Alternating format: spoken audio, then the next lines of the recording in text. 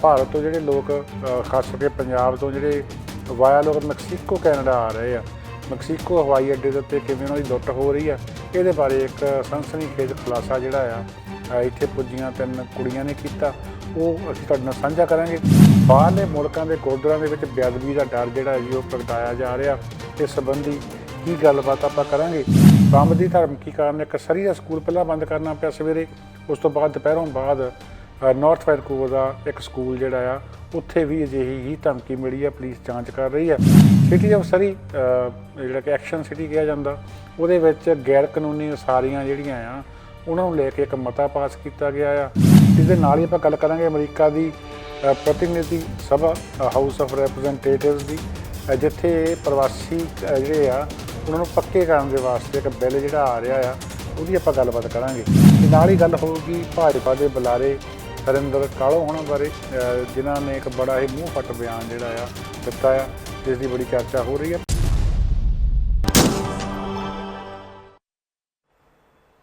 Programme ਦੇ ਵਿੱਚ ਇੱਕ ਵਾਰ ਫਿਰ ਤੁਹਾਡਾ ਸਭ ਦਾ ਨਿੱਘਾ ਸਵਾਗਤ ਆ। ਜਿਉਂ-ਜਿਉਂ ਚੋਣਾਂ ਦੀ ਤਰੀਕ ਜਿਹੜੀ ਆ 20 ਸਤੰਬਰ ਲਾਗੇ ਆ ਰਹੀ ਆ, ਤਿਉਂ-ਤਿਉਂ ਜਿਹੜੇ ਸਰਵੇਖਣ ਨੇ, ਪ੍ਰੋਜੈਕਸ਼ਨਸ ਨੇ, ਉਹ ਲਿਬਰਲ ਨੂੰ ਉੱਪਰ ਜਾਂਦਾ ਜਿਹੜਾ ਆ ਉਹ ਦਿਖਾ ਰਹੇ ਆ। ਲਿਬਰਲ ਇਸ ਵੇਲੇ ਸਭ ਤੋਂ ਪਹਿਲੇ ਨੰਬਰ ਦੇ ਉੱਤੇ 32.1% ਪਾਪੂਲੈਰਿਟੀ ਨਾਲ ਅੱਗੇ ਚੱਲ ਰਹੀ ਆ। ਕੰਜ਼ਰਵੇਟਿਵ ਪਾਰਟੀ ਜਿਹੜੀ ਕਿ ਹਫ਼ਤਾ ਪਹਿਲਾਂ ਇਹਨਾਂ ਨਾਲੋਂ 3-4% ਅੱਗੇ ਚੱਲ ਰਹੀ ਸੀ, ਹੁਣ ਪਛੜ ਕੇ 31.6 ਦੇ ਉੱਤੇ ਜਿਹੜੀ ਆ ਉਹ ਆ ਗਈ ਆ। ਅੱਧੇ ਪੁਆਇੰਟ ਦਾ ਫਰਕ ਜਿਹੜਾ ਪੈ ਗਿਆ, ਲਿਬਰਲ ਪਾਰਟੀ ਅੱਗੇ ਚੱਲ ਰਹੀ ਆ। NDP ਵੀ 3 ਪੁਆਇੰਟ ਖਿਸ ਕੇ 18.8 ਤੇ ਚਲੀ ਗਈ ਆ। ਬਲੋਕ ਵਾਲੇ ਜਿਹੜੇ ਉਹ 1% ਹੋਰ ਵੱਧ ਗਏ ਆ, 6.9% ਹਰਮਨ ਪਿਆਰਤਾ ਜਿਹੜੀ ਉਹਨਾਂ ਦੀ ਹੈਗੀ ਆ। ਜੇ ਇਹਨੂੰ ਸੀਟਾਂ ਦੇ ਹਿਸਾਬ ਨਾਲ ਦੇਖੀਏ ਤਾਂ ਜਿਹੜੀ ਪੇਸ਼ਨਗੋਈ ਕੀਤੀ ਜਾ ਰਹੀ ਆ ਕਿ ਜੇ ਅੱਜ ਚੋਣਾਂ ਹੋ ਜਾਣ ਤਾਂ ਲਿਬਰਲ ਪਾਰਟੀ ਨੂੰ 146 ਸੀਟਾਂ ਮਿਲਦੀਆਂ, ਕੰਜ਼ਰਵੇਟਿਵ ਪਾਰਟੀ ਨੂੰ 126 ਸੀਟਾਂ, NDP ਨੂੰ 32 ਅਤੇ ਬਲੋਕ ਕਵਿਕ ਨੂੰ ਵੀ 32 ਸੀਟਾਂ ਜਿਹੜੀਆਂ ਉਹ ਦਿਖਾਈਆਂ ਗਈਆਂ ਆ। ਸੋ ਹਲੇ ਵੀ ਕਿਸੇ ਵੀ ਪਾਰਟੀ ਨੂੰ ਜਿਹੜੀ ਆ ਮੈਜੋਰਟੀ ਉਹ ਨਹੀਂ ਮਿਲਦੀ। ਇਹ ਵੀ ਦੱਸਿਆ ਗਿਆ ਕਿ 50 ਤੋਂ ਉੱਪਰ ਹਲਕੇ ਇਹੋ ਜਿਹੇ ਆ ਕੈਨੇਡਾ ਦੇ ਵਿੱਚ ਜਿੱਥੇ ਜਿੱਤ ਹਾਰ ਦਾ ਜਿਹੜਾ ਫਰਕ ਆ ਉਹ 3% ਤੋਂ ਵੀ ਘੱਟ ਵੋਟਾਂ ਨੇ ਕਰਨਾ। ਸੋ ਉਹ ਜਿਹੜੀ ਵੋਟ ਸਵਿੰਗ ਵੋਟ ਆ ਕਿੱਧਰ ਜਾਂਦੀ ਆ, ਕਿਉਂਕਿ ਜਿਹੜੀ ਅਨਡਿਸਾਈਡਡ ਵੋਟ ਆ ਜਿਹਨਾਂ ਨੇ ਹਜੇ ਤੱਕ ਫੈਸਲਾ ਨਹੀਂ ਕੀਤਾ, ਉਹਨਾਂ ਦੀ ਗਿਣਤੀ ਕਿਤੇ ਜ਼ਿਆਦਾ ਆ, ਉਹ ਕਿੱਧਰ ਵੋਟ ਪਾਉਂਦੇ ਆ, ਇਹਨੇ ਚੋਣਾਂ ਦੇ ਨਤੀਜੇ ਨੂੰ ਅਖੀਰੀ ਦਿਨ ਪ੍ਰਭਾਵਿਤ ਕਰਨਾ ਆ। ਇੱਕ ਹੋਰ ਗੱਲ ਜਿਹੜੀ ਦੇਖੀ ਗਈ ਹੈ ਕਿ 4 ਦਿਨ ਦੀ ਐਡਵਾਂਸ ਪੋਲਿੰਗ ਦੇ ਵਿੱਚ ਤਕਰੀਬਨ 6 ਮਿਲੀਅਨ ਲੋਕਾਂ ਨੇ ਆਪਣੇ ਵੋਟ ਦੇ ਹੱਕ ਦਾ ਇਸਤੇਮਾਲ ਕੀਤਾ ਆ।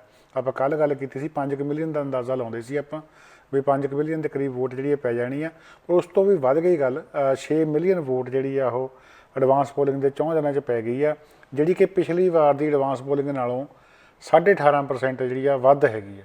ਸੋ ਕੀ ਇਹ ਕਰੋਨਾ ਕਰਕੇ ਹੋਇਆ ਵੀ ਕਰੋਨਾ ਕਰਕੇ ਲੋਕ ਜਿਹੜੇ ਆ ਉਹਨਾਂ ਨੂੰ ਲੱਗਾ ਵੀ ਉਦੋਂ ਰਸ਼ ਜ਼ਿਆਦਾ ਹੋਣਾ 20 ਸਤੰਬਰ ਨੂੰ, ਵੀ ਪਹਿਲਾਂ ਵੋਟਾਂ ਪਾ ਆਈਏ, ਜਾਂ ਫਿਰ ਇਹ ਲੋਕ ਕੋਈ ਫਤਵਾ ਦੇਣਾ ਚਾਹੁੰਦੇ ਆ। ਅਕਸਰ ਜਦੋਂ ਜਿਹੜੀ ਵੋਟ ਪਰਸੈਂਟੇਜ ਜਿਹੜੀ ਐਡਵਾਂਸ ਪੋਲਿੰਗ ਦੇ ਵਿੱਚ ਵੱਧ ਜਾਂਦੀ ਆ ਤਾਂ ਉਹਦਾ ਅੰਦਾਜ਼ਾ ਇਹ ਲਾਇਆ ਜਾ ਰਿਹਾ ਆ, ਇਨਕਲੂਡਿੰਗ ਜਿਹੜੀ ਵੋਟਾਂ ਵਾਲੇ ਦਿਨ ਜੇ ਪਰਸੈਂਟੇਜ ਵੱਧਦੀ ਆ ਵੀ ਲੋਕ ਜਿਹੜੇ ਆ ਬਦਲਾਅ ਚਾਹੁੰਦੇ ਆ। ਹੁਣ ਇਹਦੇ ਮਾਹਰ ਜਿਹੜੇ ਆਪੋ ਆਪਣੇ ਅੰਦਾਜ਼ੇ ਲਾ ਰਹੇ ਆ। ਕੁਝ ਮਾਹਰ ਕਹਿੰਦੇ ਵੀ ਨਹੀਂ, ਇਹ ਕਰੋਨਾ ਕਰਕੇ ਆ, ਲੋਕ ਜਿਹੜੇ ਭੀੜ ਭੜੱਕੇ ਵਾਲੇ ਦਿਨ ਨਹੀਂ ਜਾਣਾ ਚਾਹੁੰਦੇ, ਇਸ ਕਰਕੇ ਐਡਵਾਂਸ ਪੋਲਿੰਗ ਵਿੱਚ ਜਾ ਕੇ ਵੋਟਾਂ ਪਾਏ ਆ, ਇਹ ਤਾਂ ਕਰਕੇ ਗਿਣਤੀ ਵਧੀ ਆ। ਅਤੇ ਜਿਹੜੇ ਹੋਰ ਮਾਹਰ ਨੇ ਉਹਨਾਂ ਨੂੰ ਲੱਗਦਾ ਕਿ ਨਹੀਂ, ਲਿਬਰਲ ਪਾਰਟੀ ਦੇ ਪ੍ਰਤੀ ਜਿਹੜਾ ਆ ਲੋਕਾਂ ਦਾ ਗੁੱਸਾ ਆ, ਇਸ ਕਰਕੇ ਉਹ ਬਦਲਾਅ ਲਿਆਉਣਾ ਚਾਹੁੰਦੇ ਆ, ਅਤੇ ਉਹ ਬਦਲਾਅ ਦੇ ਰੂਪ ਦੇ ਵਿੱਚ ਉਹਨਾਂ ਨੇ ਜ਼ਿਆਦਾ ਪੋਲਿੰਗ ਕੀਤੀ ਆ। ਇਹਦੇ ਵਿੱਚੋਂ ਕੀ ਸੱਚ ਆ, ਇਹ ਤਾਂ ਹੁਣ 20 ਜਿਹੜੀਆਂ ਸਤੰਬਰ ਨੂੰ ਚੋਣਾਂ ਦੇ ਜਦੋਂ ਨਤੀਜੇ ਆਉਣੇ ਆ ਉਹ ਤੋਂ ਬਾਅਦ ਇਹ ਪਤਾ ਲੱਗਣਾ। ਉਹਨਾਂ ਚਿਰ ਸਾਰੀਆਂ ਹਵਾਈ ਗੱਲਾਂ ਨੇ। ਇੱਕ ਸਨਸਨੀਖੇਜ਼ ਜਿਹੜੀ ਖਬਰ ਅਸੀਂ ਤੁਹਾਡੇ ਨਾਲ ਸਾਂਝੀ ਕਰਨ ਜਾ ਰਹੇ ਹਾਂ ਉਹ ਇਹ ਆ ਕਿ ਸਿੱਧੀਆਂ ਫਲਾਈਟਸ ਜਿਹੜੀਆਂ ਆ ਪੰਜਾਬ ਭਾਰਤ ਤੋਂ ਕੈਨੇਡਾ ਲਈ ਨਹੀਂ ਆ ਰਹੀਆਂ। ਸੋ ਇਸ ਕਰਕੇ ਬਹੁਤ ਸਾਰੇ ਲੋਕ ਜਿਹੜੇ ਆ ਉੱਥੇ ਸਟਕ ਹੋਏ ਆ। ਕਈ ਬਜ਼ੁਰਗ ਨੇ, ਕਈ ਬਿਮਾਰ ਨੇ, ਇੱਥੇ ਅਪੁਆਇੰਟਮੈਂਟਸ ਨੇ, ਕਈਆਂ ਨੇ ਪਹਿਲੀ ਵਾਰੀ ਆਉਣਾ, ਕਈ ਸਟੂਡੈਂਟਸ ਨੇ, ਕਈਆਂ ਨੂੰ ਇਹੀ ਹੈ ਵੀ ਮੇਰਾ ਵੀਜ਼ਾ ਲੱਗਾ ਆ ਵੀ ਮੈਂ ਚਲੇ ਜਾਵਾਂ, ਹੋਰ ਨਾ ਇਹੀ ਗੱਲ ਹੋਵੇ ਕਿ ਮੇਰਾ ਵੀਜ਼ਾ ਨਾ ਐਕਸਟੈਂਡ ਹੋਵੇ, ਜਾਂ ਜਿਹੜਾ ਆ ਮੈਨੂੰ ਕੋਈ ਹੋਰ ਖਰਾਬੀ ਹੋ ਜਾਵੇ, ਕੱਲ੍ਹ ਨੂੰ ਸਰਕਾਰ ਇਹ ਨਾ ਬਦਲ ਜਾਵੇ, ਪਤਾ ਨਹੀਂ ਮੈਨੂੰ ਸੱਦਣ ਕਿ ਨਾ ਸੱਦਣ। ਸੋ ਕਈ ਲੋਕ ਜਿਹੜੇ ਕਾਹਲੀ ਕਰ ਰਹੇ ਆ। ਸੋ ਉਸੇ ਕਰਕੇ ਉਹ ਵੀ ਘੁੰਮ ਫਿਰਾ ਕੇ ਫਲਾਈਟਸ ਜਿਹੜੀਆਂ ਲੈ ਰਹੇ ਆ। ਕੋਈ ਪਹਿਲਾਂ ਰਸ਼ੀਆ ਜਾ ਰਿਹਾ, ਰਸ਼ੀਆ ਤੋਂ ਫਿਰ ਯੂਰਪ ਆਉਂਦਾ ਆ, ਫਿਰ ਯੂਰਪ ਤੋਂ ਫਿਰ ਕਿਸੇ ਹੋਰ ਮੁਲਕ ਜਾ ਕੇ 3-4-5 ਦਿਨ ਇੱਥੋਂ ਤੱਕ ਖੱਜਲ ਹੋ ਕੇ ਜਿਹੜੇ ਕੈਨੇਡਾ ਆ ਰਹੇ ਆ। ਇਹਨਾਂ ਵਿੱਚੋਂ ਇੱਕ ਜਿਹੜਾ ਟ੍ਰਿਪ ਆ ਉਹ ਵਾਇਆ ਮੈਕਸੀਕੋ ਹੋ ਕੇ ਵੀ ਆ ਰਿਹਾ ਆ। ਸੋ ਕੁਝ ਲੋਕ ਜਿਹੜੇ ਪਹਿਲਾਂ ਯੂਰਪ ਦੇ ਕਿਸੇ ਮੁਲਕ ਦੀ ਫਲਾਈਟ ਲੈਂਦੇ ਆ, ਨੈਦਰਲੈਂਡ ਦੀ ਜਾਂ ਹਾਲੈਂਡ ਦੀ, ਜਿਹਨੂੰ ਆਪਾਂ ਕਹਿ ਦਿੰਦੇ ਹਾਂ। ਸੋ ਹਾਲੈਂਡ ਤੋਂ ਉਹ ਸਿੱਧੇ ਮੈਕਸੀਕੋ ਆਉਂਦੇ ਆ, ਮੈਕਸੀਕੋ ਤੋਂ ਫਿਰ ਟੈਸਟ ਵਗੈਰਾ ਕਰਾ ਕੇ ਉਹ ਕੈਨੇਡਾ ਨੂੰ ਟੋਰਾਂਟੋ ਜਾਂ ਸਰੀ ਆਪਣੇ ਵੈਨਕੂਵਰ ਆਉਂਦੇ ਆ। ਹੁਣ ਇਸ ਮਾमਲੇ ਵਿੱਚ ਜਿਹੜੀ ਸਭ ਤੋਂ ਪਹਿਲੀ ਗੱਲ ਤਾਂ ਇਹ ਹੈ ਕਿ ਰਿਸਕ ਬਹੁਤ ਆ, ਖੱਜਲ ਖੁਆਰੀ ਬਹੁਤ ਆ। ਜਿੱਥੇ ਬੰਦਾ 24 ਘੰਟੇ ਦੇ ਅੰਦਰ ਅੰਦਰ ਪਹੁੰਚ ਜਾਂਦਾ, ਉੱਥੇ 4-5 ਦਿਨ ਲੱਗ ਰਹੇ ਆ। ਅਤੇ ਦੂਜੀ ਗੱਲ ਹੈ ਵੀ ਟਿਕਟ ਵੀ ਬਹੁਤ ਮਹਿੰਗੀ ਆ। ਦੱਸਿਆ ਜਾ ਰਿਹਾ ਕਿ 4000 ਤੋਂ 5000 ਕੈਨੇਡੀਅਨ ਡਾਲਰ ਜਿਹੜੇ ਆ ਉਹ ਟਿਕਟ 'ਤੇ ਖਰਚਿਆ ਜਾ ਰਿਹਾ ਆ। ਜਿਹੜੇ ਲੋਕ ਪੰਜਾਬ ਤੋਂ ਟਿਕਟਾਂ ਲੈ ਕੇ ਆ ਰਹੇ ਆ ਉਹ 2.5-3 ਲੱਖ ਰੁਪਈਆ ਵੀ ਖਰਚ ਰਹੇ ਆ। ਇਹਦੇ ਵਿੱਚ ਹੁਣ ਜਿਹੜੀ ਦੇਖਣ ਵਾਲੀ ਗੱਲ ਇਹ ਕਿ ਜਦੋਂ ਪਹਿਲੀ ਵਾਰੀ ਕੋਈ ਕੈਨੇਡਾ ਆਉਂਦੇ ਆ ਲੋਕ, ਮਤਲਬ ਕੋਈ ਵਿਆਹ ਕਰਾ ਕੇ ਆ ਰਿਹਾ ਆ ਜਾਂ ਕੋਈ ਫੈਮਿਲੀ ਬੇਸ 'ਤੇ ਜਾਂ ਕਿਸੇ ਹੋਰ ਤਰੀਕੇ, ਅਕਸਰ ਜਿਹੜੇ ਆ ਸੋਨੇ ਦੇ ਗਹਿਣੇ ਨਾਲ ਲੈ ਕੇ ਆ ਜਾਂਦੇ ਆ। ਸੋਨਾ ਜਿਹੜਾ ਪਾਇਆ ਉਹ ਨਾਲ ਲੈ ਆਉਂਦੇ ਆ। ਅਤੇ ਹੁਣ 3 ਕੇਸ ਅਜਿਹੇ ਸਾਹਮਣੇ ਆਏ ਆ ਜਿਨ੍ਹਾਂ ਦੇ ਵਿੱਚ 3 ਕੁੜੀਆਂ ਜਿਹੜੀਆਂ ਕਿ ਵਾਇਆ ਮੈਕਸੀਕੋ ਕੈਨੇਡਾ ਪਹੁੰਚੀਆਂ। ਉਹਨਾਂ ਨੇ ਆ ਕੇ ਦੱਸਿਆ ਕਿ ਮੈਕਸੀਕੋ ਇਮੀਗ੍ਰੇਸ਼ਨ ਵੱਲੋਂ ਉਹਨਾਂ ਦੇ ਉੱਤੇ ਬਹੁਤ ਭਾਰੀ ਜਿਹੜੀ ਆ ਡਿਊਟੀ ਫੀਸ ਜਿਹੜੀ ਆ ਲਾਈ ਗਈ ਆ। ਸੋ ਇਹਨਾਂ ਕੁੜੀਆਂ ਦੇ ਜਿਹੜੇ ਗਹਿਣੇ ਪਾਏ ਗਏ ਸੀ ਉਹਨਾਂ ਦੇ ਉੱਤੇ ਥੋਕ ਦੇ ਹਿਸਾਬ ਦੇ ਨਾਲ ਇਹ ਡਿਊਟੀ ਲਾ ਦਿੱਤੀ ਗਈ ਹੈ, ਜਿਹੜੀ ਕਿ ਕੱਲੀ ਨੂੰ 30,000 ਮੈਕਸੀਕਨ ਪੈਸੋ ਜਿਹੜੇ ਆ ਉਹ ਭਰਨੇ ਪਏ ਆ। ਸੋ 30,000 ਮੈਕਸੀਕਨ ਪੈਸੋ ਦਾ ਮਤਲਬ ਹੈ ਕਿ 1500 ਦੇ ਕਰੀਬ ਅਮਰੀਕਨ ਡਾਲਰ। ਸੋ ਇਹਨਾਂ ਵਿੱਚੋਂ 2 ਲੜਕੀਆਂ ਜਿਹੜੀਆਂ ਕੈਬਸਫੋਰਡ ਆਈਆਂ, ਉਹਨਾਂ ਨੇ ਦੱਸਿਆ ਕਿ ਉਹਨਾਂ ਦੇ ਜਾਣਕਾਰਾਂ ਨੇ ਕੁਝ ਹੀ ਘੰਟਿਆਂ ਦੇ ਵਿੱਚ ਇਹਨਾਂ ਪੈਸਿਆਂ ਦਾ ਪ੍ਰਬੰਧ ਕਰ ਦਿੱਤਾ। ਪਹਿਲਾਂ ਮਹਿੰਗੀ ਟਿਕਟ ਲਈ ਜਿਹੜੇ ਰਾਹ ਦੇ ਵਿੱਚ ਖੱਜਲ ਖਵਾਰੀ ਹੋਈ ਉਹ ਅੱਡ, ਉੱਪਰੋਂ 1500 ਡਾਲਰ ਜਿਹੜੀ ਡਿਊਟੀ ਕੱਲੀ ਨੇ ਉਹ ਭਰ ਦਿੱਤੀ। ਇੱਕ ਲੜਕੀ ਅਜਿਹੀ ਸੀਗੀ ਜਿਹਦੇ ਕੋਲੋਂ ਰਾਈਟ ਵੇ ਜਿਹੜਾ ਆ ਪ੍ਰਬੰਧ ਨਹੀਂ ਹੋ ਸਕਿਆ ਅਤੇ ਉਹਨੂੰ ਕੁਝ ਘੰਟੇ ਜਿਹੜਾ ਆ ਬਾਹਰ ਮੈਕਸੀਕੋ ਹਵਾਈ ਅੱਡੇ ਦੇ ਫਰਸ਼ ਦੇ ਉੱਤੇ ਜਿਹੜਾ ਸੌਣਾ ਪਿਆ ਆ। ਉਸ ਤੋਂ ਬਾਅਦ ਦੇ ਵਿੱਚ ਕਿਤੇ ਜਾ ਕੇ ਕਿਸੇ ਨੇ ਉਹਦੇ ਪੈਸਿਆਂ ਦਾ ਪ੍ਰਬੰਧ ਕੀਤਾ, ਇੱਧਰੋਂ ਭੇਜੇ ਕਿਸੇ ਤਰੀਕੇ, ਤਾਂ ਫਿਰ ਡਿਊਟੀ ਪੇ ਕਰਕੇ ਉਹਦਾ ਆਉਣਾ ਕੈਨੇਡਾ ਜਿਹੜਾ ਆ ਉਹ ਸੰਭਵ ਹੋ ਸਕਿਆ।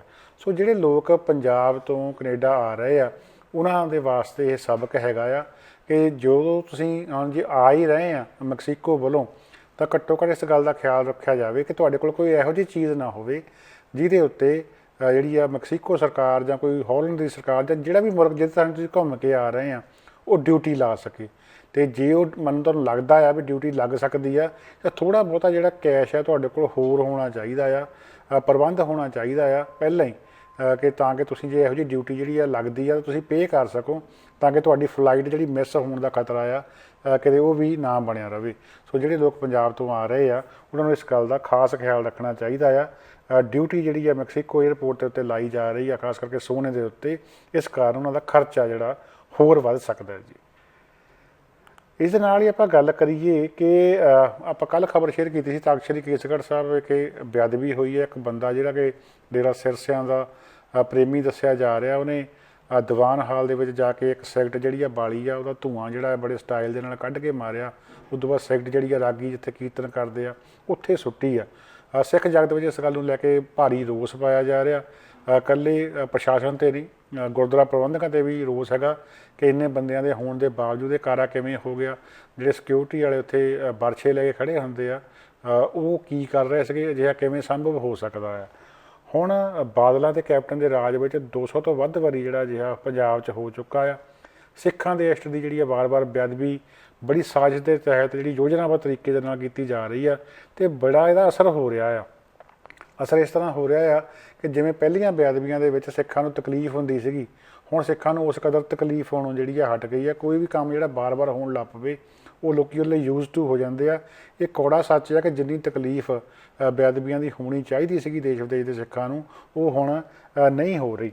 ਗੁਰੂ ਘਰ ਜਿਨ੍ਹਾਂ ਦੇ ਦਰ ਹਰੇਕ ਦੇ ਵਾਸਤੇ ਖੁੱਲ੍ਹੇ ਆ, ਹਰੇਕ ਧਰਮ ਜਾਤ ਰੰਗ ਵਾਸਤੇ, ਇਹ ਗੁਰੂ ਸਾਹਿਬ ਨੂੰ ਦਿੱਤਾ ਸਿਧਾਂਤ, ਉਹਦਾ ਇਹੋ ਜਿਹੇ ਲੋਕ ਜਿਹੜੇ ਬੇਅਦਬੀ ਕਰਨ ਵਾਲੇ ਆ ਉਹ ਨਜਾਇਜ਼ ਫਾਇਦਾ ਚੱਕ ਕੇ ਅਜਿਹੇ ਕੁਕਰਮ ਜਿਹੜੇ ਆ ਕਰ ਰਹੇ ਆ। ਹੁਣ ਇਹ ਡਰ ਜਿਹੜਾ ਆਲਵੇਜ਼ ਬਣਿਆ ਰਹਿੰਦਾ ਕਿ ਕਿਤੇ ਵੀ ਬੇਅਦਬੀ ਹੋ ਸਕਦੀ ਆ, ਅਤੇ ਇਹ ਡਰ ਇਕੱਲਾ ਹੁਣ ਪੰਜਾਬ ਜਾਂ ਭਾਰਤ ਤੱਕ ਸੀਮਿਤ ਨਹੀਂ ਰਿਹਾ। ਬਾਹਰਲੇ ਮੁਲਕਾਂ ਦੇ ਗੁਰਦੁਆਰਿਆਂ ਦੇ ਵਿੱਚ ਵੀ ਕਮੇਟੀਆਂ ਜਿਹੜੀਆਂ ਆ ਉਹਨਾਂ ਨੂੰ ਇਹ ਲੱਗਣ ਲੱਗਾ ਆ ਕਿ ਕਿਤੇ ਨਾ ਕਿਤੇ ਇੱਥੇ ਵੀ ਅਜਿਹੀ ਸ਼ਰਾਰਤ ਜਿਹੜੀ ਆ ਕੋਈ ਸ਼ਰਾਰਤੀ ਅਨਸਰ ਕਰ ਸਕਦੇ ਆ। ਸੋ ਇਹ ਖਬਰ ਨੂੰ ਤੁਸੀਂ ਇੱਕ ਚੇਤਾਵਨੀ ਹੀ ਸਮਝੋ ਕਿ ਜਿਹੜੇ ਬਾਹਰਲੇ ਮੁਲਕਾਂ ਦੇ ਗੁਰਦੁਆਰੇ ਆ ਉਹ ਉੱਥੇ ਵੀ ਅਜਿਹੀ ਬੇਅਦਬੀ ਜਿਹੜੀ ਆ ਕਦੇ ਵੀ ਹੋ ਸਕਦੀ ਆ। ਅਸੀਂ ਜਾਣਦੇ ਹਾਂ ਕਿ ਜਿਹੜੇ ਬਹੁਤ ਸਾਰੇ ਗੁਰਦੁਆਰੇ ਅਜਿਹੇ ਆ ਜਿਹੜੇ ਕਿ ਦੂਰ ਦੁਰਾਡੇ ਥਾਂ ਦੇ ਉੱਤੇ ਆ, ਜੇ ਇਹੋ ਜਿਹੀ ਵਸੋਂ ਵਾਲੇ ਇਲਾਕਿਆਂ ਦੇ ਵਿੱਚ ਆ ਜਿੱਥੇ ਕਿ ਆਬਾਦੀ ਘੱਟ ਹੈਗੀ ਆ। ਕਈ ਵਾਰੀ ਸਾਰਾ ਦਿਨ ਕੋਈ ਗੁਰਦੁਆਰਾ ਸਾਹਿਬ ਦੇ ਦੀਵਾਨ ਹਾਲ ਦੇ ਵਿੱਚ ਨਹੀਂ ਹੁੰਦਾ। ਈਵਨ ਸਰੀ ਬਰੈਂਪਟਨ ਜਾਂ ਹੋਰ ਜਿਹੜੇ ਐਡਮਿੰਟਨ ਕਹਿ ਲਈਏ ਕਿ ਵੱਡੇ ਸ਼ਹਿਰ ਆ ਜਾਂ ਅਮਰੀਕਾ ਦੇ ਵੱਡੇ ਸ਼ਹਿਰ ਆ, ਉੱਥੇ ਵੀ ਕਈ ਵਾਰੀ ਇਹ ਹੁੰਦਾ ਕਿ ਵੀਕਡੇ ਵਾਲੇ ਦਿਨ ਦੀਵਾਨ ਹਾਲ ਦੇ ਵਿੱਚ ਕਈ ਵਾਰੀ ਕੁਝ ਘੰਟੇ ਕੋਈ ਨਹੀਂ ਹੁੰਦਾ। ਸੋ ਅਜਿਹੇ ਹਾਲਾਤ ਦੇ ਵਿੱਚ ਬੇਅਦਬੀ ਕਰਨ ਵਾਲੇ ਜਿਹੜੇ ਆ ਕਦੀ ਵੀ ਵੜ ਕੇ ਅਜਿਹਾ ਕਰ ਸਕਦੇ ਆ। ਠੀਕ ਹੈ, ਇੱਥੇ CCTV ਕੈਮਰੇ ਵਗੈਰਾ ਲੱਗੇ ਹੁੰਦੇ ਆ, ਪਰ ਜਦੋਂ ਇੱਕ ਵਾਰੀ ਬੇਅਦਬੀ ਹੋ ਹੀ ਗਈ ਤਾਂ ਉਸ ਤੋਂ ਬਾਅਦ ਦੇ ਵਿੱਚ ਫਿਰ ਜਿਹੜਾ ਪਛਤਾਵਾ ਕਰਨ ਦਾ ਕੀ ਫਾਇਦਾ। ਇਸ ਵਾਸਤੇ ਬਾਹਰਲੇ ਮੁਲਕਾਂ ਦੀਆਂ ਸਮੁੱਚੀਆਂ ਕਮੇਟੀਆਂ ਨੂੰ ਲੋੜੋਂ ਵੱਧ ਸਾਵਧਾਨੀ ਵਰਤਣ ਦੀ ਲੋੜ ਆ। ਅਜਿਹਾ ਨਾ ਹੋਵੇ ਇਸ ਵਾਸਤੇ ਅਗਾਊਂ ਪ੍ਰਬੰਧ ਕਰਨ ਦੀ ਜਿਹੜੀ ਆ ਉਹ ਲੋੜ ਮਹਿਸੂਸ ਹੋ ਰਹੀ ਆ। ਸ੍ਰੀ ਦੇ ਗੁਰੂ ਨਾਨਕ ਸਿੰਘ ਗੁਰਦੁਆਰਾ ਸਾਹਿਬ ਦੇ ਪ੍ਰਬੰਧਕਾਂ ਨੇ ਇਸ ਲੋੜ ਨੂੰ ਸਮਝਦਿਆਂ ਇੱਕ ਸੰਗਤ ਦਾ ਇਕੱਠ ਜਿਹੜਾ ਆ ਕੱਲ੍ਹ ਬੁੱਧਵਾਰ ਨੂੰ ਸੱਦਿਆ ਆ। ਸ੍ਰੀ ਦੇ ਗੁਰੂ ਨਾਨਕ ਸਿੰਘ ਗੁਰਦੁਆਰਾ ਸਾਹਿਬ ਵਿਖੇ ਇਹ ਇਕੱਠ ਜਿਹੜਾ ਕੱਲ੍ਹ ਸ਼ਾਮ ਬੁੱਧਵਾਰ 15 ਸਤੰਬਰ ਨੂੰ ਸ਼ਾਮ ਨੂੰ 6 ਤੋਂ 7:30 ਵਜੇ ਹੋਣਾ, ਜਿੱਥੇ ਕਿ ਵਿਚਾਰਾਂ ਕੀਤੀਆਂ ਜਾਣਗੀਆਂ ਕਿ ਇਹ ਲੋਕਲ ਗੁਰਦੁਆਰਾ ਸਾਹਿਬਾਨ ਦੇ ਵਿੱਚ ਤੇ ਹੋਰ ਗੁਰਦੁਆਰਾ ਸਾਹਿਬਾਨ ਦੇ ਵਿੱਚ ਅਜਿਹੀਆਂ ਬੇਅਦਬੀਆਂ ਨੂੰ ਰੋਕਣ ਵਾਸਤੇ ਕੀ ਕੀਤਾ ਜਾ ਸਕਦਾ ਆ, ਤਾਂ ਕਿ ਇੱਥੇ ਇਹ ਹੋਵੇ ਉਸ ਤੋਂ ਪਹਿਲੇ ਕੁਝ ਨਾ ਕੁਝ ਕਰਨਾ ਚਾਹੀਦਾ ਆ। ਅਤੇ ਇਸ ਜੋ ਵੀ ਵਿਚਾਰਾਂ ਆਉਣਗੀਆਂ, ਜੋ ਵੀ ਪ੍ਰਬੰਧ ਬਣੂਗਾ, ਉਸ ਦੀ ਸੰਗਤ ਵੱਲੋਂ ਪ੍ਰਵਾਨਗੀ ਜਿਹੜੀ ਉਹ ਵੀ ਹੋਣੀ ਚਾਹੀਦੀ ਹੈ।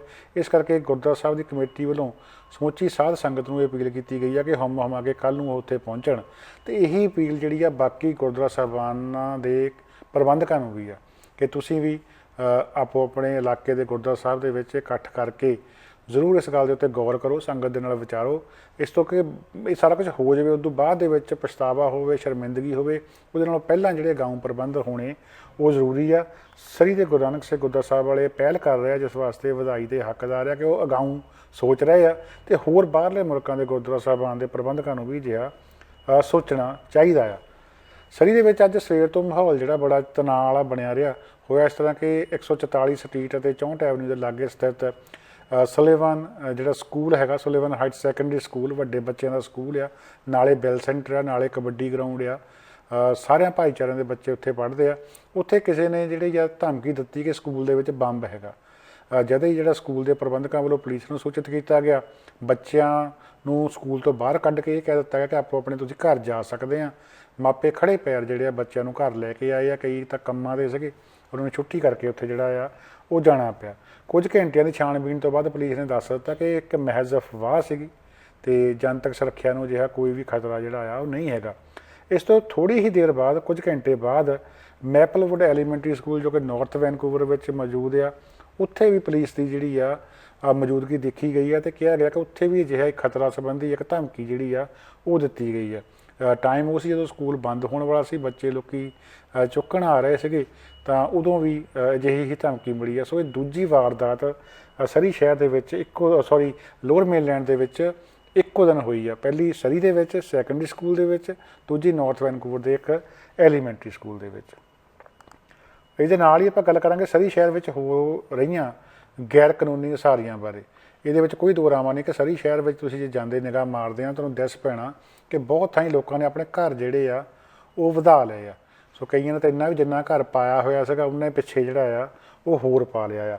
ਇਸ ਸੰਬੰਧੀ ਬਹੁਤ ਸਾਰੀਆਂ ਸ਼ਿਕਾਇਤਾਂ ਜਿਹੜੀਆਂ ਆ ਨਾਗਰਿਕਾਂ ਨੇ ਸਿਟੀ ਨੂੰ ਭੇਜੀਆਂ ਆ, ਜਿਸ ਸੰਬੰਧੀ ਕੌਂਸਲਰ ਜੈਕ ਹੁੰਦਲ ਨੇ ਇੱਕ ਮਤਾ ਜਿਹੜਾ ਸਿਟੀ ਹਾਲ 'ਚ ਪੇਸ਼ ਕੀਤਾ ਸੀਗਾ ਕੌਂਸਲ ਅੱਗੇ। ਅਤੇ ਇਹਦੇ ਵਿੱਚ ਮੰਗ ਕੀਤੀ ਗਈ ਸੀਗੀ ਕਿ ਜਿਹੜੀ ਸਖਤੀ ਆ ਉਹ ਵਧਾਈ ਜਾਵੇ, ਸ਼ਿਕੰਜਾ ਕੱਸਿਆ ਜਾਵੇ। ਜਿਹਨਾਂ ਲੋਕਾਂ ਨੇ ਇਹ ਕੋਤਾਹੀ ਕੀਤੀ ਆ ਉਹਨਾਂ ਨੂੰ ਨਾਲ ਕਾਨੂੰਨ ਦੇ ਹਿਸਾਬ ਕਾਰਵਾਈ ਕੀਤੀ ਜਾਵੇ। ਅਤੇ ਇਸ ਸੰਬੰਧੀ ਪਬਲਿਕ ਜਾਣੀ ਅਵੇਅਰਨੈਸ ਜਾਣੀ ਕਿ ਲੋਕਾਂ 'ਚ ਜਾਗਰੂਕਤਾ ਵੀ ਫੈਲਾਈ ਜਾਵੇ। ਜੋ ਤੁਸੀਂ ਇਹ ਕਰ ਰਹੇ ਆ ਇਹ ਸਹੀ ਨਹੀਂ ਹੈਗਾ, ਇਹਦੇ ਨਾਲ ਤੁਹਾਡੀ ਖੁਦ ਦੀ ਜ਼ਿੰਦਗੀ ਜਿਹੜੀ ਆ ਖਤਰੇ 'ਚ ਪੈ ਸਕਦੀ ਆ।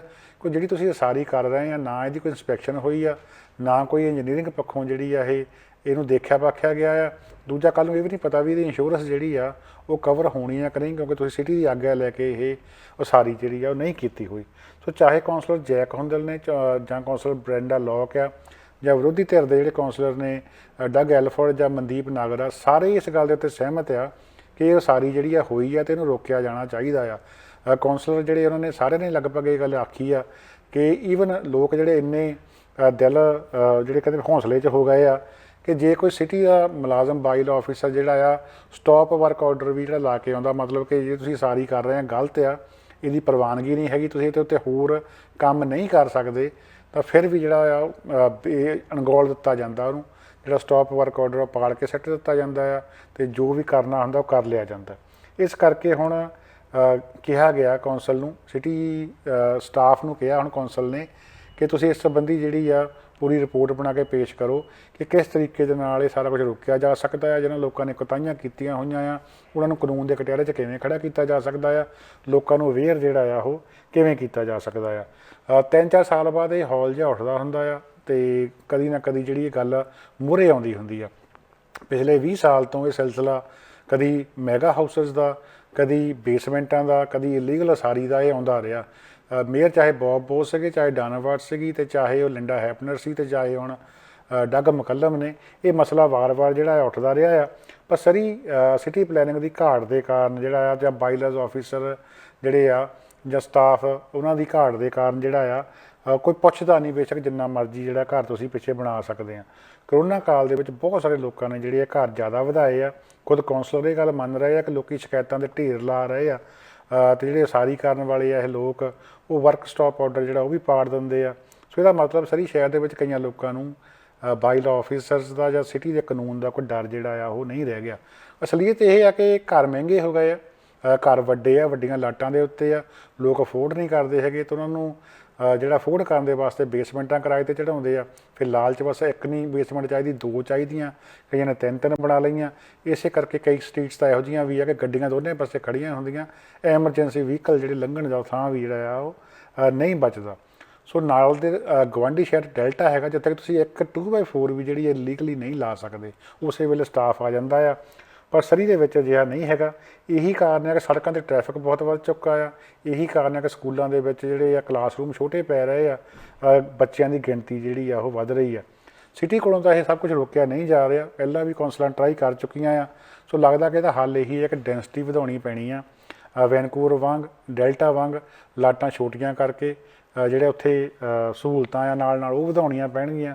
ਬੱਸ ਸਰਵਿਸ ਵਧਾਉਣੀ ਪਊਗੀ, ਸਕੂਲ ਹੋਰ ਬਣਾਉਣੇ ਪੈਣਗੇ ਤਾਂ ਕਿ ਲੋਕਾਂ ਨੂੰ ਅਫੋਰਡੇਬਲ ਹਾਊਸਿੰਗ ਜਿਹੜੀ ਆ ਉਹ ਮਿਲ ਜਾਵੇ। ਸਰਵਿਸਿਜ਼ ਵਗੈਰਾ ਹੋਰ ਜਿਹੜੀਆਂ ਆ ਉਹ ਪਾਉਣੀਆਂ ਪੈਣਗੀਆਂ। ਹੋਰ ਕੋਈ ਚਾਰਾ ਹੈ ਨਹੀਂ ਗਾ, ਕਿਉਂਕਿ ਜੇ ਕੋਰਟ ਵਿੱਚ ਹੀ ਲਿਜਾਣਾ ਪਵੇ, ਅੱਧੋ ਵੱਧ ਸਰੀ ਨੂੰ ਜਿਹੜਾ ਲਿਜਾਣਾ ਪੈਣਾ। ਸਰੀ ਸ਼ਹਿਰ ਦਾ ਸ਼ਾਇਦ ਹੀ ਕੋਈ ਅਜਿਹਾ ਘਰ ਹੋਵੇ ਜਿਹਨੇ ਫੱਟੇ ਪਾ ਕੇ ਰੂਮ ਨਾ ਵਧਾਇਆ ਹੋਵੇ, ਜਾਂ ਕੋਈ ਸੰਡਕ ਨਾ ਬਣਾਇਆ ਹੋਵੇ, ਜਾਂ ਪਿੱਛੇ ਕੋਈ ਵੱਡੀ ਸ਼ੈੱਡ ਨਾ ਬਣਾਈ ਹੋਵੇ। ਸੋ ਇਹ ਸਾਰਾ ਕੁਛ ਜਿਹੜਾ ਗੈਰ ਕਾਨੂੰਨੀ ਤਰੀਕੇ ਹੋਇਆ ਆ, ਇਹਨੂੰ ਰੋਕਣ ਦੇ ਵਾਸਤੇ ਸਿਟੀ ਆਫ ਸਰੀ ਨੂੰ ਬਹੁਤ ਵੱਡੀ ਪੱਧਰ ਦੇ ਉੱਤੇ ਯਤਨ ਕਰਨੇ ਪੈਣੇ ਆ। ਪਿਛਲੀਆਂ ਕੌਂਸਲਾਂ ਵੀ ਬਹੁਤ ਜ਼ੋਰ ਲਾ ਕੇ ਦੇਖ ਹਟੀਆਂ ਆ, ਨਵੀਂ ਕੌਂਸਲ ਵੀ ਜਿਹੜੀ ਆ ਜ਼ੋਰ ਉਹ ਲਾ ਰਹੀ ਆ। ਪਰ ਇਹਦਾ ਮਸਲੇ ਦਾ ਹੱਲ ਜਿਹੜਾ ਆ ਉਹ ਕਿਤੇ ਹੋਰ ਪਿਆ ਆ। ਇਸ ਵਾਸਤੇ ਜਿਹੜੇ ਗੁਆਂਢੀ ਸ਼ਹਿਰ ਆ ਉਹ ਕਿੱਦਾਂ ਮਸਲੇ ਨੂੰ ਹੱਲ ਕਰਦੇ ਆ, ਡੈਲਟਾ, ਵੈਨਕੂਵਰ, ਕੋਕਿਟਲਮ, ਇਹ ਕਿਵੇਂ ਹੱਲ ਕਰਦੇ ਆ, ਸ਼ਾਇਦ ਇਸ ਸੰਬੰਧੀ ਸਰੀ ਸਿਟੀ ਦੇ ਸਟਾਫ ਨੂੰ ਜਿਹੜਾ ਆ ਉਹਨਾਂ ਵੱਲ ਦੇਖਣ ਦੀ ਲੋੜ ਹੈਗੀ। ਇਸੇ ਤਰ੍ਹਾਂ ਗੱਲ ਕਰਾਂਗੇ ਆਪਾਂ ਅਮਰੀਕਾ ਦੀ ਪ੍ਰਤੀਨਿਧ ਸਭਾ ਹਾਊਸ ਆਫ ਰੈਪਰੈਜ਼ੈਂਟੇਟਿਵ ਦੇ ਵਿੱਚ ਇੱਕ ਨਵਾਂ ਬਿੱਲ ਲਿਆਂਦਾ ਗਿਆ ਆ। ਅਤੇ ਜੇ ਇਹ ਬਿੱਲ ਪਾਸ ਹੋ ਜਾਂਦਾ ਆ ਤਾਂ ਜਿਹੜੇ IT ਮਾਹਰਾਂ ਸਮੇਤ ਬਹੁਤ ਵੱਡੀ ਗਿਣਤੀ ਵਿੱਚ ਪ੍ਰਵਾਸੀ ਪਹੁੰਚੇ ਹੋਏ ਆ, ਉਹਨਾਂ ਨੂੰ ਗ੍ਰੀਨ ਕਾਰਡ ਮਿਲ ਸਕਦਾ ਜੀ।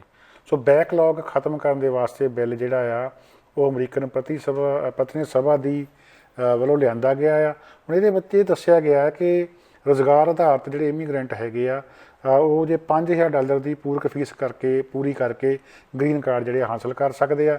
EB ਸ਼੍ਰੇਣੀ ਦੇ ਵਾਸਤੇ ਫੀਸ ਜਿਹੜੀ ਆ $50000 ਰੱਖੀ ਗਈ ਆ। ਪਰਿਵਾਰ ਆਧਾਰਿਤ ਜਿਹੜੀ ਇਮੀਗ੍ਰੇਸ਼ਨ ਆ ਉਹਨੇ ਗ੍ਰੀਨ ਕਾਰਡ ਲੈਣਾ ਆ, ਉਹਦੇ ਵਾਸਤੇ ਫੀਸ ਜਿਹੜੀ ਆ $2500 ਕਰਨ ਦੀ ਗੱਲ ਜਿਹੜੀ ਆਖੀ ਗਈ ਆ। ਸੋ ਬਹੁਤ ਸਾਰੇ ਕਾਂਗਰਸਮੈਨ ਜਿਹੜੇ ਇਸ ਬਿੱਲ ਨੂੰ ਧੱਕਾ ਲਾ ਰਹੇ ਆ ਤਾਂ ਕਿ ਜਿਹੜਾ ਬੈਕਲੌਗ ਹੈਗਾ ਅਮਰੀਕਨ ਇਮੀਗ੍ਰੇਸ਼ਨ ਦੇ ਵਿੱਚ ਇੰਨਾ ਪਿਆ ਹੋਇਆ, ਕੰਮ ਦੇ ਆਧਾਰ 'ਤੇ, ਫੈਮਿਲੀ ਦੇ ਆਧਾਰ 'ਤੇ ਜਿਹੜੇ ਲੋਕ ਆ ਜਿਹਨਾਂ ਨੇ ਗ੍ਰੀਨ ਕਾਰਡ ਹੋਲਡਰ ਬਣਨਾ ਆ, ਉਹਨਾਂ ਦੇ ਵਿੱਚ ਤੇਜ਼ੀ ਲਿਆਂਦੀ ਜਾ ਸਕੇ ਅਤੇ ਗ੍ਰੀਨ ਕਾਰਡ ਲੋਕਾਂ ਨੂੰ ਜਿਹੜੇ ਆ ਉਹ ਛੇਤੀ ਮਿਲ ਸਕਣ। ਅਖੀਰ ਦੇ ਵਿੱਚ ਆਪਾਂ ਗੱਲਬਾਤ ਕਰਾਂਗੇ ਜਿਹੜੇ ਆਗੂ ਨੇ ਹਰਿੰਦਰ ਸਿੰਘ ਕਾਹਲੋਂ, ਭਾਜਪਾ ਦੇ ਬੁਲਾਰੇ, ਉਹਨਾਂ ਦੀ ਕਹਾਵਤ ਹੈ ਕਿ ਨਵਾਂ ਬਣਿਆ ਮੁਸਲਮਾਨ ਜਿਹੜਾ ਚਾਅ ਦੇ ਵਿੱਚ ਨਮਾਜ਼ਾਂ ਵੱਧ ਪੜ੍ਹ ਜਾਂਦਾ ਹੁੰਦਾ। ਉਸੇ ਤਰ੍ਹਾਂ ਇਹ ਆ ਵੀ ਨਵਾਂ ਬਣਿਆ ਜਿਹੜਾ ਸੰਘੀ ਆ ਉਹ ਗੱਲ ਬੜੀ ਚੱਕਵੀਂ ਕਰਦਾ ਆ। ਹਰਿੰਦਰ ਸਿੰਘ ਕਾਹਲੋਂ ਜਿਹੜੇ ਕਿ ਕਦੀ ਪੰਥ ਦੇ ਮਰਜੀਵੜੇ ਬਣੇ ਰਹੇ ਆ, ਫੈਡਰੇਸ਼ਨ ਦੇ ਆਗੂ ਰਹੇ ਆ, ਸਿੱਖ ਸਟੂਡੈਂਟ ਫੈਡਰੇਸ਼ਨ ਪ੍ਰੈਜ਼ੀਡੀਅਮ ਦੇ ਉਹ ਮੈਂਬਰ ਹੁੰਦੇ ਸੀਗੇ, ਹੁਣ ਪੁੱਠੇ ਪਾਸੇ ਜਾ ਕੇ ਗੱਲਾਂ ਜਿਹੜੀਆਂ ਆ ਉਹ ਕਰ ਰਹੇ ਆ। ਭਾਜਪਾ ਦੇ ਬੁਲਾਰੇ ਬਣਨ ਤੋਂ ਬਾਅਦ ਕਾਹਲੋਂ ਨੇ ਜਲੰਧਰ ਦੇ ਸੀਤਲਾ ਮਾਤਾ ਮੰਦਿਰ ਦੇ ਲਾਗੇ ਮੌਜੂਦ ਭਾਜਪਾ ਦਫ਼ਤਰ ਵਿੱਚ ਸੰਬੋਧਨ ਕਰਦਿਆਂ ਕਿਹਾ ਕਿ ਇਹ ਤਾਂ ਮੋਦੀ ਸਾਹਿਬ ਕਹਿੰਦਾ ਬੈਠੇ ਆ ਉੱਤੇ, ਜਿਹੜੇ ਤੁਹਾਡੇ ਨਾਲ ਪਿਆਰ ਨਾਲ ਗੱਲ ਕਰ ਰਹੇ ਆ। ਉਹ ਕਿਸਾਨਾਂ ਨੂੰ ਕਹਿ ਰਹੇ ਸੀਗੇ, ਕਹਿੰਦਾ ਜੇ ਬਦਕਿਸਮਤੀ ਨਾਲ ਮੇਰੇ ਦਿਮਾਗ ਵਾਲਾ ਬੰਦਾ ਬੈਠਾ ਹੁੰਦਾ ਤਾਂ ਹੁਣ ਤਾਂ ਇਹ ਮਾਰ ਡਾਂਗਾਂ ਤੁਹਾਨੂੰ ਜੇਲ੍ਹ ਭੇਜ ਦਿੰਦਾ। ਇਹਨਾਂ ਦਾ ਕਹਿੰਦਾ ਹੱਲ ਹੀ ਇਹੀ ਆ ਅਤੇ ਇਹੀ ਕਰਨਾ ਪੈਣਾ। ਸੋ ਕਿਸਾਨਾਂ ਦੇ ਸੰਬੰਧ ਦੇ ਵਿੱਚ ਇੱਦਾਂ ਦਾ ਇਹਨਾਂ ਨੇ ਮੂੰਹ ਫੱਟ ਬਿਆਨ ਜਿਹੜਾ ਆ ਉਹ ਦਿੱਤਾ ਆ। ਇੱਥੇ ਹੀ ਬਸ ਨਹੀਂ ਕੀਤੀ, ਉਹਨਾਂ ਨੇ ਇਹ ਵੀ ਫੜ ਮਾਰੀ ਆ ਕਿ ਜਦੋਂ ਮੈਂ ਭਾਜਪਾ 'ਚ ਸ਼ਾਮਲ ਹੋਇਆ ਸੀ ਤਾਂ ਮੈਨੂੰ ਵੀ ਕਹਿੰਦੇ ਪਤਾ ਲੱਗਾ ਸੀ ਕਿ ਤੁਹਾਡੇ ਘਰ ਦੇ ਮੂਹਰੇ ਵੀ, ਜਿਵੇਂ ਹੋਰ ਭਾਜਪਾ ਆਗੂਆਂ ਦੇ ਘਰਾਂ ਦੇ ਮੂਹਰੇ ਗੋਹੇ ਦੀਆਂ ਟਰਾਲੀਆਂ ਲਾਈਆਂ ਗਈਆਂ ਸੀਗੀਆਂ, ਵੀ ਇੱਦਾਂ ਕੋਈ ਗੋਹੇ ਦੀ ਟਰਾਲੀ ਲੈ ਕੇ ਆ ਸਕਦਾ ਆ। ਕਹਿੰਦੇ ਮੈਂ ਉਦੋਂ ਵੀ ਕਿਹਾ ਸੀਗਾ ਕਿ ਜਿਹਨੇ ਆਉਣਾ ਆ ਮੰਜਾ ਅਤੇ ਚਿੱਟੀ ਚਾਦਰ ਜਿਹੜੀ ਆ ਆਪਣੇ ਨਾਲ ਲੈ ਕੇ ਆਇਓ, ਕਿਉਂਕਿ ਮੂਹਰਿਓਂ ਮੈਂ ਵੀ ਉਹੋ ਜਿਹਾ ਹੀ ਹਾਂ, ਉਹਨੂੰ ਫਿਰ ਮੈਂ ਲੰਮਾ ਪਾ ਕੇ ਭੇਜੂੰਗਾ। ਸੋ ਕਿਸਾਨਾਂ ਨੂੰ ਸਿੱਧੀਆਂ ਧਮਕੀਆਂ ਜਿਹੜੀਆਂ ਹਰਿੰਦਰ ਸਿੰਘ ਕਾਹਲੋਂ ਉਹਨਾਂ ਨੇ ਦਿੱਤੀਆਂ ਆ, ਅਤੇ ਇਸ ਕਰਕੇ ਅੱਜ ਉਹਨਾਂ ਦੀ ਬਹੁਤ ਜਿਹੜੀ ਆ ਆਲੋਚਨਾ ਹੋ ਰਹੀ ਆ। ਤੇ ਇਹ ਸਾਬਕਾ ਫੈਡਰੇਸ਼ਨੀਆ ਜਿਹੜਾ ਆ ਇਹਨੇ ਹੋਰ ਕਿੰਨਾ ਕੁ ਨਿੱਘਰਨਾ ਆ, ਸ਼ਾਇਦ ਇਹ ਲੱਗਦਾ ਵੀ ਕਾਂਗਰਸੀ ਮੰਡ ਨੂੰ ਵੀ ਮਾਤ ਪਾ ਜਾਊਗਾ। 1987-88 ਦੇ ਜੇ ਇਹਨਾਂ ਦੇ ਬਿਆਨ ਦੇਖੇ ਜਾਣ ਹਰਿੰਦਰ ਸਿੰਘ ਕਾਹਲੋਂ ਹੋਣਾ ਦੇ, ਤਾਂ ਉਦੋਂ ਇਹ ਪੌਣ ਕੁੱਕੜ ਸਾਹਿਬ ਕਿਹਾ ਕਰਦੇ ਸੀਗੇ ਕਿ ਸਾਡੇ ਦੋਵਾਂ ਹੱਥਾਂ ਦੇ ਵਿੱਚ ਲੱਡੂ ਆ, ਜਾਂ ਤਾਂ ਅਸੀਂ ਜਿਹੜਾ ਆ ਆਜ਼ਾਦੀ ਦਾ ਨਿੱਘ ਬਣਾਂਗੇ, ਸਾਡਾ ਆਪਣਾ ਘਰ ਘਾਟ ਬਣ ਜਾਊਗਾ, ਤੇ ਜਾਂ ਫਿਰ ਅਸੀਂ ਸ਼ਹੀਦ ਹੋਵਾਂਗੇ। ਆਪਣੇ ਆਪ ਨੂੰ ਖਾੜਕੂ ਕਹਾਉਂਦਾ ਹੁੰਦਾ ਸੀ ਉਸ ਵੇਲੇ ਕਿ ਜਾਂ ਅਸੀਂ ਸ਼ਹੀਦ ਹੋ ਜਾਵਾਂਗੇ ਤਾਂ ਦਸਮ ਪਾਤਸ਼ਾਹ ਦੀ ਗੋਦ ਦਾ ਜਿਹੜਾ ਆ ਉਹ ਨਿੱਘ ਮਾਣਾਂਗੇ। ਪਰ ਇਹ ਨਹੀਂ ਸੀ ਦੱਸਿਆ ਕਿ ਜਿਹੜਾ ਗੋਦੀ ਦਾ ਨਿੱਘ ਆ, ਮੋਦੀ ਦੀ ਗੋਦੀ ਦਾ ਨਿੱਘ ਮੰਨਣਾ ਆ। ਤੇ ਹੁਣ ਇਸ ਵੇਲੇ ਜਾ ਕੇ ਮੋਦੀ ਦੀ ਗੋਦ ਵਿੱਚ ਕਾਹਲੋਂ ਹੋਣੀ ਜਿਹੜੇ ਆ ਉਹ ਬੈਠੇ ਆ।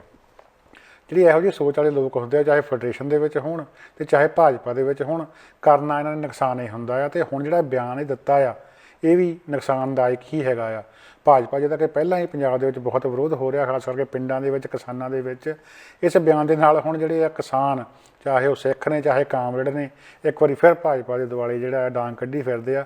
ਭਾਜਪਾ ਵਾਲੇ ਜਿੰਨਾ ਮਰਜ਼ੀ ਸੋਚੀ ਜਾਣ ਕਿ ਉਹਨਾਂ ਨੇ ਪਤਾ ਨਹੀਂ ਕਿੱਡਾ ਵੱਡਾ ਜਿਹੜਾ ਇਹਨੂੰ ਆਗੂ ਆ ਇਹਨੂੰ ਸ਼ਾਮਲ ਕਰਕੇ ਕੱਦੂ 'ਚ ਤੀਰ ਮਾਰ ਲਿਆ, ਪਰ ਆਉਣ ਵਾਲੇ ਦਿਨਾਂ 'ਚ ਪਤਾ ਲੱਗੂਗਾ ਕਿ ਇਹਦੇ ਬਿਆਨਾਂ ਦੇ ਕਾਰਨ ਜਿਹੜਾ ਭਾਜਪਾ ਨੂੰ ਪੰਜਾਬ ਦੇ ਵਿੱਚ ਹੋਰ ਸੇਕ ਜਿਹੜਾ ਆ ਉਹ ਝੱਲਣਾ ਪੈ ਸਕਦਾ ਆ। ਨਾ ਇਹਨੇ ਫੈਡਰੇਸ਼ਨ ਦਾ ਕੁਝ ਸਵਾਰਿਆ ਆ ਤੇ ਨਾ ਇਹ ਭਾਜਪਾ ਦਾ ਹੀ ਕੁਝ ਜਿਹੜਾ ਆ ਸਵਾਰ ਸਕਦਾ ਆ, ਕਿਉਂਕਿ ਇਹ ਉੱਧਰ ਵੀ ਜ਼ੀਰੋ ਸੀਗਾ ਤੇ ਇੱਧਰ ਵੀ ਇਹਨੇ ਜ਼ੀਰੋ ਹੀ ਰਹਿਣਾ ਆ।